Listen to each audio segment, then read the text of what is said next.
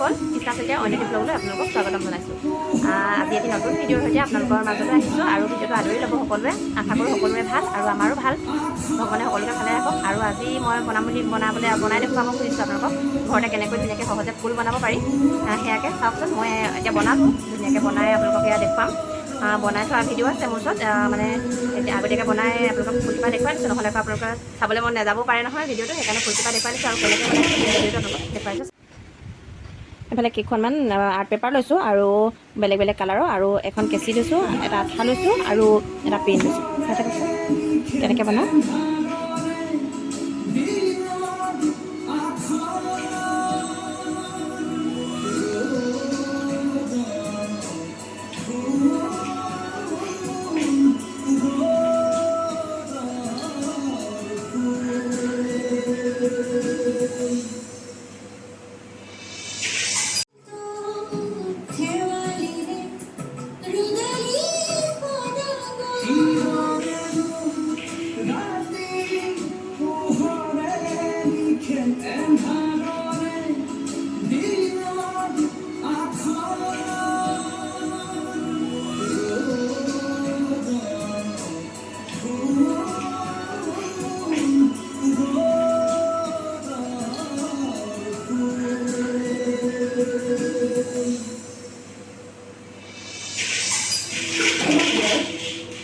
এতিয়া এই গ্ৰীণ কালাৰটো এনেকৈ মই জোখত কাটি হাতেৰে মেৰিয়াই ফুলৰ ঠাৰিডালৰ নিচিনাকৈ এডাল দীঘলকৈ বনাই লৈছোঁ।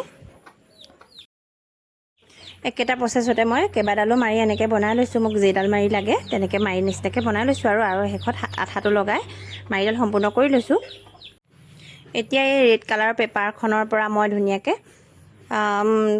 ফুলৰ বাবে কাটি ল'ম জোখত। চাই থাককচোন কেনেকৈ কিমান জোখত কাটিছোঁ মই, ধৰিব পাৰিবই আন্দাজটো। এতিয়া কাটি লোৱা পেপাৰখন দীঘলে দীঘলে ভাঁজ কৰি লৈছোঁ মই। ভাঁজ কৰি আকৌ যিফালে ভাঁজ লৈছে সেইফালৰ পৰা একদম ধুনীয়াকৈ শ্লাইডকৈ মিহি মিহিকৈ কাটি যাম। চাই থাকক। ইফালে ৰিয়ানৰ পৰীক্ষা আছিল, সেয়া দেউতাকে ৰিয়ানক পেপাৰৰ প্ৰশ্নবোৰ সুধি আছে, পাৰিলে নে নাই পৰা। তাকে ৰিয়ানে উল্টা কথা কৈ বদমাছ কৰি আছে। আৰু মোৰ ভিডিঅ'সমূহ আপোনালোকে চাই কেনেকুৱা পাইছে বাৰু? যদি ভাল পাইছে প্লিজ ছাবস্ক্ৰাইব কৰি থ'ব চেনেলটো, তেতিয়া আকৌ নতুন নতুন ভিডিঅ' আপোনালোকে পাবলৈ ভাল হ'ব, সুবিধা হ'ব।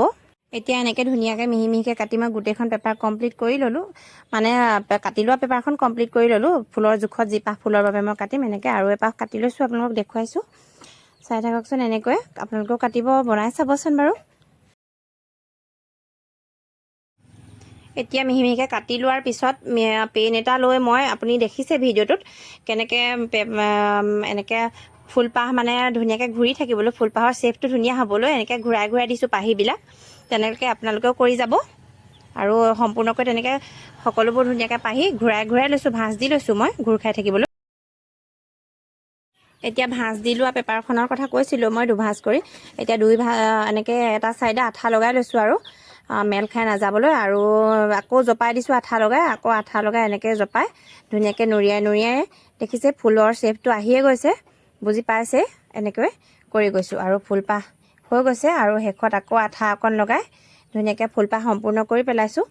আকৌ ইয়াৰ মাজত দিবলৈ মই মাজত যিটো ফুলৰ মাজত এটা হেৰি থাকে ন, বেলেগ এটা অংশ থাকে ন, সেইটো অংশ দিবলৈ মই য়েল্ল' কালাৰ পেপাৰ এখন কাটি লৈছোঁ, আৰু এইখন ধুনীয়াকৈ আকৌ নুৰিয়াই এটা গোল নিচিনাকৈ বনাই অকণমানি পাহি বনাই পিনি তাত আকৌ ফুলৰ ৰেড কালাৰ ফুলপাহৰ মাজত আকৌ য়েল্ল' কালাৰ পাহিটো ধুনীয়াকৈ ভৰাই দিম। সেয়া চাই থাককচোন। এতিয়া দালিটোত আঠা অলপ দি ফুলপাহ লগাই দিছোঁ ধুনীয়াকৈ।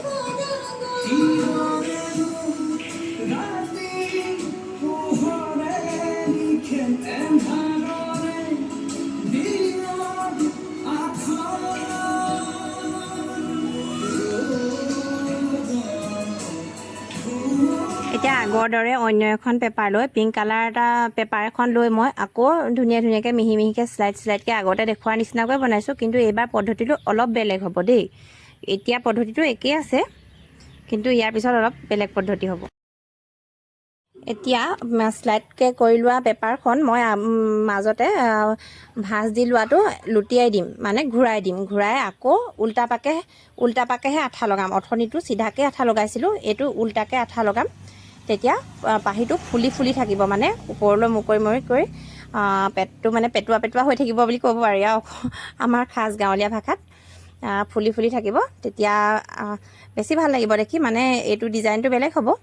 এতিয়া আকৌ মাৰিডালত এনেকৈ নুৰিয়াই যাম আৰু আঠাটো লগাই, ছাইডটোত আঠা লগাইছোঁ। আৰু এয়া আপোনালোকে দেখা নিচিনাকৈ মই মাৰিডাল লৈ এনেকৈ ওপৰৰ পৰা তললৈ ঘূৰাই ঘূৰাই ঘূৰাই ঘূৰাই এটা বেলেগ ডিজাইন কৰি পেলাম। এয়া দেখিছে, এইটো এটা ধুনীয়া দীঘলকৈ এটা বেলেগ ডিজাইনৰ ফুল হৈ উঠিছে।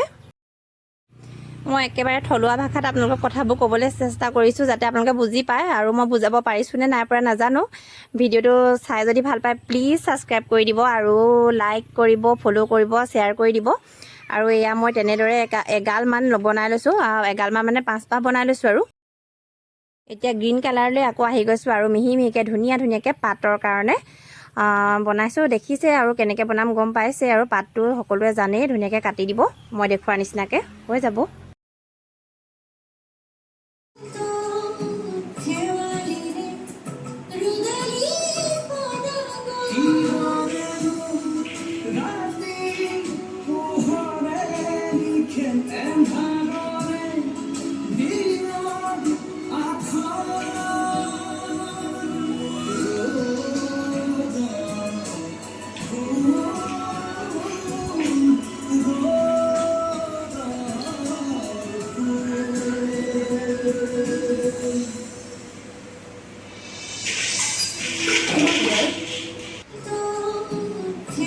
এতিয়া আঠা অকণ দি পাতখিনি লগাই গৈছোঁ আৰু ধুনীয়াকৈ।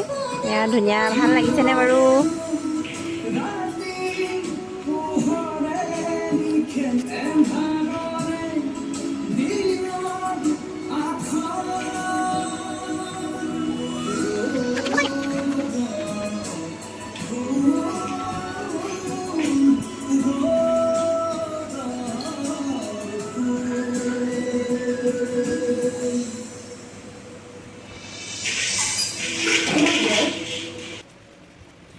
মোৰ সীমিত জ্ঞানেৰে মই যিখিনি জানো আৰু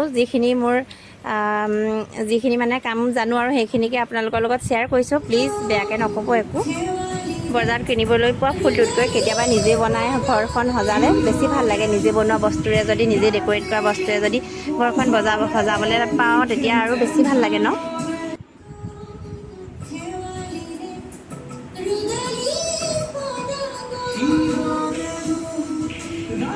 এতিয়া মোৰ ফুল বনোৱা হৈ গ'ল কমপ্লিট। ইয়াত দেখিছেনে মই 2টা ডিজাইনৰ ফুল বনাইছোঁ বেলেগ বেলেগ কালাৰত। কেনেকুৱা পাইছে ভিডিঅ'টো জনাব, আৰু এনেকুৱা ধৰণৰ ভিডিঅ' পাই থাকিবলৈ আপোনালোকে চেনেলটো ছাবস্ক্ৰাইব কৰি থ'ব, তেতিয়া নতুন নতুন ভিডিঅ' পাই থাকিব। মই এনেকুৱা ধৰণৰ ভিডিঅ' দিম কিবাকিবি বনোৱা। চেনেলটো ছাবস্ক্ৰাইব কৰি থ'ব, আৰু যিসকলে ফেচবুকত চাই আছে তেতিয়া ফ'ল' কৰি দিব পেজটো, আৰু শ্বেয়াৰ কৰি দিব, লাইক কৰিব, কমেণ্ট কৰিব, কেনেকুৱা পাইছে জনাব, আৰু মৰম দি যাব দেই।